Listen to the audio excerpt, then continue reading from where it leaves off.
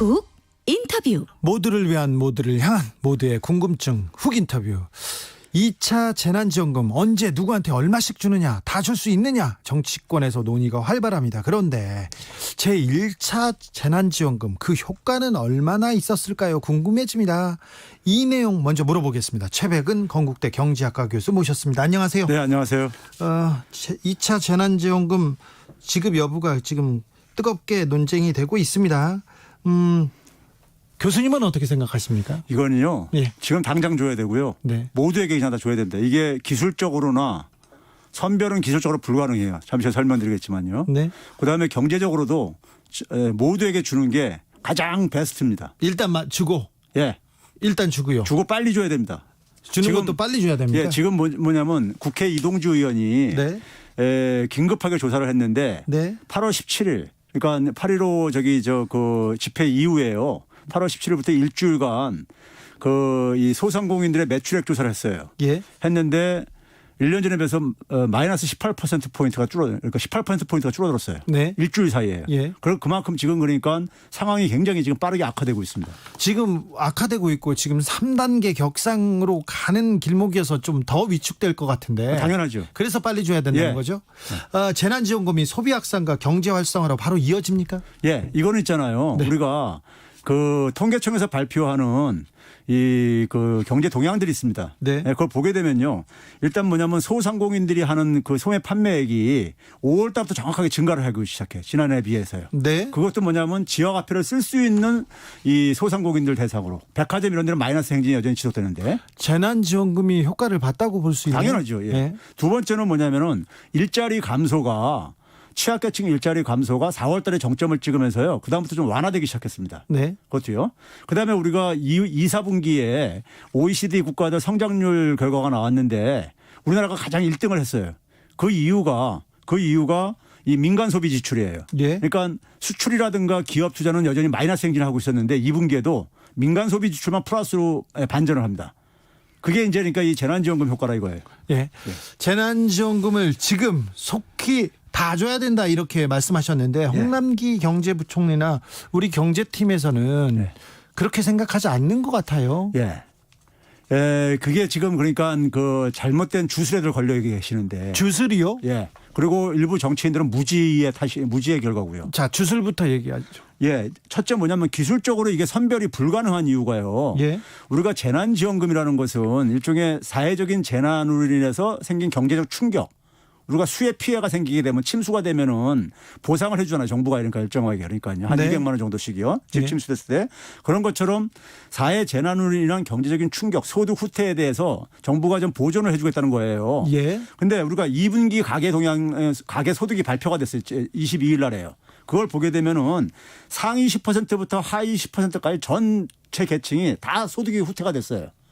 재난지원금 효과가 없었으면 다 후퇴했다고요. 예. 그러니까 하위 10%는 10만 원이 줄어들었습니다. 네. 예. 근데 상위 10%는 28만 원이 줄어들었고요. 예. 그러니까 전체 계층이 다 줄어들었다 이거예요. 예. 그리고 우리가 대개 경기 침체기에는 상위 계층은 대개 소득 충격을 안 받아요. 네. 근데 이번에는 이게 그러니까는 하나의 방역의 충격이기 때문에 보건 충격이다 보니까는 상위 계층들도 예외 없이 다 받은 거예요. 네. 그래서 이제 제가 이제 평상시에 많은 이제 그 일반 서민들의 이제 그 하소연들을 많이 받는데 이메일이라든가 이런 걸로요. 네. 예를 들어서 이렇습니다. 동네 학원을 운영하면서 이 사람이 보니까 소득 등급으로 한 8등급, 9등급 되는 사람이에요. 근데 학원이 안 되잖아요. 네. 그래가지고 자기가 지금 소득이 지금 거의 끊어졌다 이거예요. 근데 이런 사람들 만약에 작년도 소득 기준으로 하게 되면요. 다 탈락됩니다. 네. 탈락돼 버려요. 네. 그러니까 뭐 그런 사람들이 그러니까 부지기수예요. 그러니까 그 선별을 하는 것 자체가 불가능합니다. 예, 그 기준을 정하는 게 굉장히 어렵다는 거죠. 아니 어려운 게 아니라 불가능해요. 불가능하게 되면요. 거기서 배제된 사람들은 굉장히 불평불만이 나옵니다. 네, 불만 생기죠. 불평불만 나오게 되면 결국은 뭐냐면 그것이 어디로 돌아가겠습니까? 집권 여당이라든가 정부한테 돌아가져요. 예. 그러면 제가 그래서 이걸 가지고 이건 미래통합당 도와주는 일이다. 예. 이렇게 얘기를 하고 있는 것이고요. 그다음에 보게 되면요. 우리가 소득계층을 보게 되면은 근로소득자하고 자영업자로 크게 나눌 수가 있는데요. 제가 먼저 자영업자들을 먼저 소개해 드릴게요. 자영업자 하위 20%가요. 한 마이너스 3만 원 정도 줄어들었어요. 네. 네? 순수하게요. 그다음에 상위 20%가 한 43만 원 줄어들었습니다. 그러니까 큰 음식점 하시는 분들도 타격을 받았다는 얘기예요. 예. 그런데 그렇게 타격을 상위 계층들도 많이 받았는데 그분들은 배제한다는 것은 이거 형평성상 말이 안 되는 얘기죠. 월급쟁이들도 마찬가지로 다 타격받았습니다. 상위 계층이 더 많이 받았어요.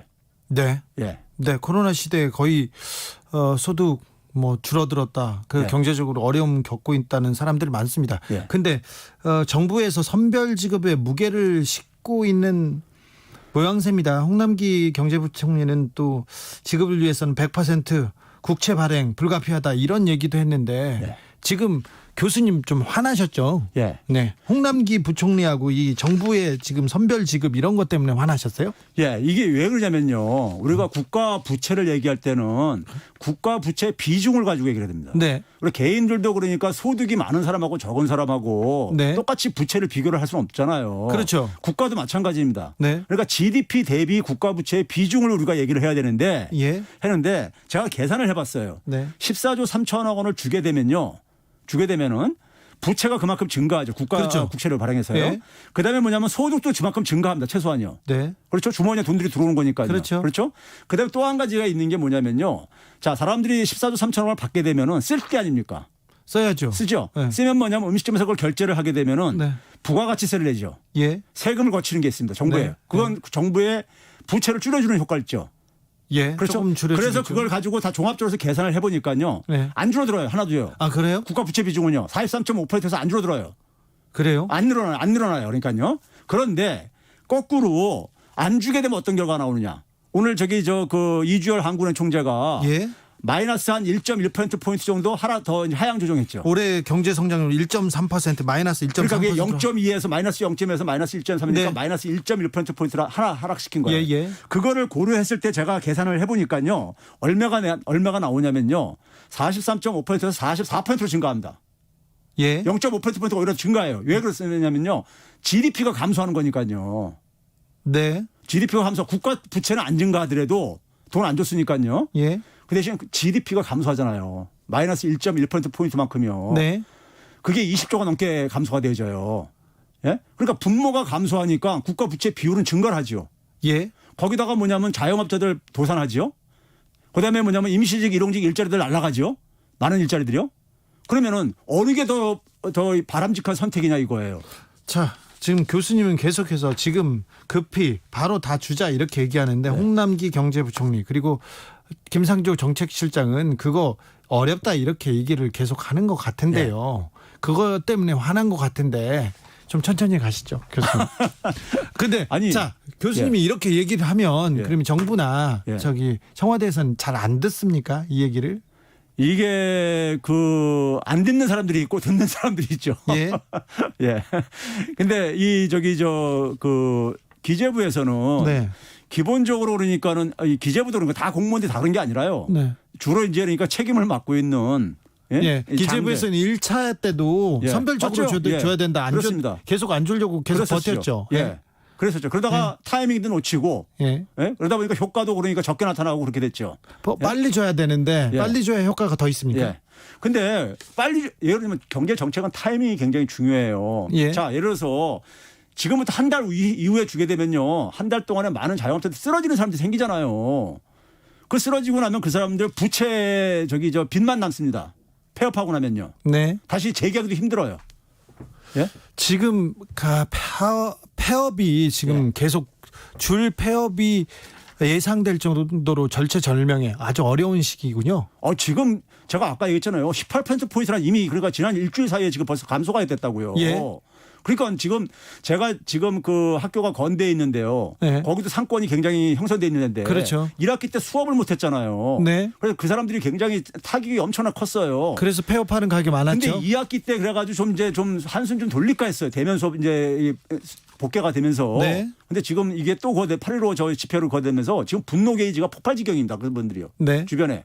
지금 2학기 때 이렇게 만약에 또 상권 죽으면은 자기들 다 폐업해야 된다 이거예요. 자, 그러면 2차 재난지원금을 얼마나 이렇게 주는 게 이렇게 맞다고 생각하십니까? 저는 지난 1차 재난지원금을 아까 제가 소개를 했잖아요. 주는 게 예. 국가 부채 비율도 안 증가시키고 네. 그리고 성장률도 방어하고 떨어지는 것도 예. 그다음에 폐업도 막고 일자리 줄어드는 것도 막는다 이거예요. 그 지금 상황 속에서는 이것만큼 그러니까는 대책이 어디 있습니까? 일부에서 지금 일부 정치인들이 방역이 더 우선이다. 경제 살리는 건 좀 나중이다. 예. 이거 재난지원금 받으면 가서 소비하면서 네. 방역에 방해가 된다 이거예요. 네. 근데 그거 참 답답한 얘기입니다. 그 이낙연 후보가 그 얘기를 했는데요. 예. 뭐 그뿐만 아니라 예. 저 지자체장들도 그런 얘기 했어요. 예. 했는데 그게 자, 우리가 방역 그런 식으로 방역을 잘하려면 있잖아요. 그냥 다 문 닫게 하면 돼요. 예? 근데 방역하고 경제는 두 마리 토끼를 같이 잡아야 됩니다. 문재인 대통령이 얘기했듯이. 네. 잡는 방식이 뭐 어떻게 있냐면요. 우리가 대면 소비를 안 하게 하면 돼요. 저희 예. 테이크아웃 하게 되면 되는 거죠. 배달로요. 네. 그럼 정부가 해야 될 일은 뭐냐. 배달 서비스를 그러니까 배달 서비스에 대한 부담을 좀 줄여주거나 배달 서비스를 지원해주는 공공 앱을 이런 작동시킨다든가 이런 방법으로 이거를 해야 되는 것이지. 네. 이걸 아예 그러니까 소비를 못하게 하면은 경제 망친 다음에 방역 지키면 뭐 할 거예요. 알겠습니다. 교수님, 네. 알겠어. 저한테 막 화내는 것 같아가지고 무서워요. 이재명 경기도지사가 전 국민한테 30만 원씩 줘도 부채 0.8% 이거 나라 안 망한다 이렇게 얘기했는데 이 부분은 어떻게 생각하십니까? 이분이 계산을 제가 볼 때는 저기 네. 이 최대로가 있는데 이거 그만큼 안 증가한다니까요. 자, 재난지원금을 줘도 예. 이거 줘도 나라 국가는 괜찮다 이거 아닙니까? 그렇습니다. 네. 예. 그 큰 부담 없다. 우리 예. 국가 부채 예. 괜찮다. 예. 세금 더 많이 뜯어가는 거 아닌가 이런 걱정도 안 해도 됩니까? 아니 국가 부채 비율이 증가하면 재정 건전성을 걱정하는 사람들이 예. 좀 이제 그러니까 증세를 해가지고 메꾸든지 예. 아니면 아직은 견딜만 하니까 좀 나중에 증세를 하든지 이렇게 선택을 하는 걸 할 수가 있는데 네. 국가 부채 비율이 안 증가하는데 무슨 그러니까요. 세금을 거둘 필요가 있어요. 호호, 재난지원금을 줘도 국가 부채가 그렇게 큰 타격을 입지 않는다는데 왜 이렇게 주저하는지 계속 얘기 듣고 있습니다. 별방님은 어제 2,000원 팔았어요. 이게 말이 되나요? 이런 가게들 그러니까요. 많습니다. 지금 심각해요. 상황이요. 명동이 예. 언제나 사람이 가득 차던 명동이 지금 계속 문을 닫고 있어요. 종로도 마찬가지고요. 김상욱님은 다음에 대유행이 더 확산되면 또 주나요? 또 국채 찍나요? 더 심한 상태를 감안해서 실탄을 좀 대비해야 되는 거 아닌가요? 이런 의견 그 주셨어요. 논리가 있잖아요. 아까 우리가 이게 기재부 부총리도 이제 그런 식의 논리를 쓰는데 조선일보처럼 국가 부채 비중이라 그랬잖아요. 네. GDP분의 채무액이 차지하는 비중인데 분자에 있는 채무액만 계속 얘기를 하는 거예요. 지금 분모도 줄어든다는 거 아니에요? 그러니까 지금 이걸 주게 되면은 네. 분모도 증가한단 말이에요. 네. 그래가지고 국가 부채 비율은 안 증가한단 말이에요. 지금. 알겠어요. 자, 국가 부채 비율이 증가하지 않는다고 얘기하고 있습니다. 아크피님은 교수님 재난지원금 주면요 그거 쓰려고 외출 엄청 많아지는데 코로나 예방은 역행하지 않나요? 이런 질문도 했는데 아까 대답하셨는데 그렇죠. 한마디 더 해주세요. 그러니까 비대면 소비를 배달 서비스를 자영업자들이 지금 부담을 많이 지는데 네. 일부 지금 지자체에서 공공앱 개발을 시도도 하고 그러는데 네. 그런 거를 빨리 조속히 하다거나 아니면 자영업자들의 배달 서비스 부담을 좀 줄여주는 지원해줘가지고 그러면 배달을 많이 하게. 배달로 소비하라 이거예요. 네. 예. 6081님은 저는 소상공인입니다. 선별 지급 앞뒤 잴 것 없이 무조건 지급해야 됩니다. 당장 목숨이 끊어지게 생겼어요. 죽은 다음에는 의미 없습니다. 그게 제 말입니다. 그게. 그러게요. 그럼 나중에 비용 더 들어가요. 그러니까요. 그래요. 네. 국가 재정을 국민들 주머니로 넣어주는 것이기 때문에 국가 부채 비율에는 변함이 없다는 것이죠. 그렇죠. 소득도 증가하고 네. 부채도 증가해요. 네. 근데 소득도 증가한다 이거예요. 그러니까 예. 지금 그러니까 부채는 증가합니다. 그런데 네. 소득이 늘기 때문에 그 네. 부채도 그리고 이제 세금도 증가하기 때문에. 네, 그래서 감당할 수 네. 있다는 거죠. 네. 사회적 거리두기 3단계로 이렇게 진행되면 경제활동 더 위축되고 더 어려워지겠죠. 당연하죠. 네. 당연히 그래서 제가 이게 3단계를 방역적인 차원만 하면 이게 3단계로 하는 게 가지만요. 네. 방역이 경제하고 분리가 안 되는 거기 때문에 저는 그래서 제가 이런 얘기를 SNS에 썼는데 형식상으로는 2단계를 당분간 하면서 네. 시민들이 우리 K방역을 만든 힘이 시민들의 그러니까는 높은 시민의식 수준이었어요. 네. 시민들이 내용상으로 좀 그러니까는 3단계 이 실천을 하자 이거예요. 네. 그렇게 하게 되면은 그래서 방역의 효과를 그러니까 좀 최대한 극대화시키면서 경제 충격도 좀 최소화하는 방향을 좀 결합시키기 위해서는 시민들의 그러니까 자발적인 참여와 협력이 이럴 때 지금 그 작동이 좀 돼야 됩니다. 예. 작은 아이님이 1차 때 한 얘기를 또 하고 있어요. 이미 1차 때 끝난 얘기 아닌가요? 이제는 가구별로 줄 건지 개인별로 줄 건지 정해서 이걸 논쟁해야 되는 거 아닌가요? 이 저 얘기합니다. 100% 동의해요. 그래요? 1차 때 우리가 한번 가가지고 에너지 소모하고 시간 소비하고 네. 경제 효과도 그러니까 그만큼 반감되고 이런 걸 했는데 네. 이걸 지금 또 반복하고요. 근데 일부에서는 고소득자한테 왜 주냐 그러는데요. 이건 무상급식하고 똑같은 얘기예요. 무상급식 때 이재용 부회장 아들한테 왜 공짜밥 주냐 이런 얘기 나왔었어요. 네네. 근데 이재용 부회장 아들 그 점심 한 달에 20만 원 먹고 한 달에 세금 수천만 원 내고 있는 거라고요. 네. 공짜밥 아니에요. 네. 지금도 마찬가지입니다. 재난지원금 정부 재정을 투입하는 거고 재정은 세금을 가지고 하는 겁니다. 네. 세금은 누가 더 많이 냅니까? 고소득자가 더 많이 내잖아요. 네. 그러니까 고소득자를 공짜로 이거 받는 거 아니라고요. 네. 고소득자 세금 많이 내고 예. 이거 받아가라고 해야죠. 예. 자, 그러면요. 교수님. 가구별로 예. 사람별 인별로 예. 이 지금 문제 어떻게 하는 게 좋을까요? 저는 인별로 주는 게 맞다고 봐요. 그래요? 예. 왜 그러냐면은 가구 원수가 다 틀린단 말이에요. 예. 근데 지난번에는 가구 최대당 100만 원 줬다고요. 그렇죠. 예. 근데 이 가구별로 주게 되면요. 여러 가지 문제가 있습니다. 뭐 이혼하고서는 예. 이혼하고 사는데 그러니까는 이 그 가구 남편이 이혼한 남편이 그러니까는 가구는 이렇게 보살펴 주지 않으면서 네. 그러면서 자기가 받아가는 경우도 있고 그 보수 신문에서 그런 거 많이 썼죠. 그리고 그러니까. 왜 내 돈을 그 남편이 쓰냐 이런 얘기도 했고요. 예. 근데 그걸 그러니까 인별로 주게 되면은 그냥 공평하게 다 지급될 수 있을 게 아니겠습니까? 네. 예. 민주당에서는 그 당권 후보들이 여러 얘기를 했었는데 조금 이 논쟁 재난지원금 논쟁이 좀 쑥 사그라든 느낌입니다. 지금 이제 그 일반 국민들이 더 정확하게 이해를 하고 있는 거예요. 네. 그러니까 처음에 그러니까는 잘못 이해를 하시고 일부 의원들이 얘기를 했다가 지금 그러니까 그 저희 국민들 이제 민주당 지지층뿐만 아니라 일반 국민들로부터 굉장히 항의받고 이제 그러다 보니까는 지금 제가 볼 때는 지금 이 속도 조절에 들어가는 것 같아요. 아, 그렇습니다. 예. 교수님, 한국은행이 경제 성장률 올 경제 성장률 낮췄는데요. 하반기에 또 낮아질 가능성이 있죠. 그러니까 이게 지금 재난지원금을 지금 투입을 하면요. 네. 좀 방어를 할 것이고요. 예. 그거 안 하면요. 그거 안 하게 되면은 성장률 한국은행 전망치가 더 낮아질 수도 있습니다. 네. 더 낮아질 수도 있다고요. 우리 국민들은 이 어려운 코로나 경제 시대에 어떻게 살아야 됩니까? 지금은요. 이게 지금 뭐냐면 국민들이 뭘 계산한 게 아니라 바이러스 문제 때문이란 말이에요. 예. 쉽게 얘기해서요. 바이러스가 하니까 사람들이 위축된단 말이에요. 예. 정부에서도 이제 그러니까 최소한의 활동을 하라고 하고요. 예. 그러니까 경제도 이게 생태계 연결망입니다. 사람들이 위축될 활동을 안 수밖에 하니까 없죠. 소비 안 하고 예. 유통업자들 그러니까 장사 안 되고 예. 그러니까 거기다 물건 공급하는 기업도 안 되는 거고 네. 생태계 연결망이 깨지는 거예요. 끊어지는 거예요, 다요. 네. 그럼 다 주저앉는 겁니다. 그러니까 시장이 작동 안 하는 거예요. 그건 특수한 상황입니다. 네. 거의 전쟁 상황 같으라고 보면 돼요. 그럼 이때 뭐냐면 정부가 이걸 억지로 그러니까 당분간 이게 이어지도록 해줘야 되는 거예요. 네. 그래서 이게 지역화폐 연계된 소위 말해서 재난지원금 이게 효과를 발휘한다는 게 바로 그겁니다. 네. 그건 최소한의 대책이에요. 네. 근데 그것도 사실 부족해요. 네. 규모 면에서는 부족해요. 1차 때 지급한 걸 제가 계산해 보니까는 전분기 대비로는 플러스로 반전시켰는데 근데 지난해 대비로는 그러니까 여전히 마이너스가 지속돼요. 민간 수리가. 다른 나라에 비해서도 이 재난지원금이 큰 액수는 아니죠. 아니죠. 예. 소득 대비해서 보게 되면요. 절대로요. 그렇습니까? 예. 지금 당장 예. 바로 재난지원금을 지급해야 된다. 예. 그것도 전 국민한테. 예. 그러면 사람들이 소비 심리도요 좀 안정됩니다. 지금 당장 안 쓰는 사람들이라도. 오늘 말씀 감사합니다. 건국대 예. 최백은 교수였습니다. 네, 감사합니다.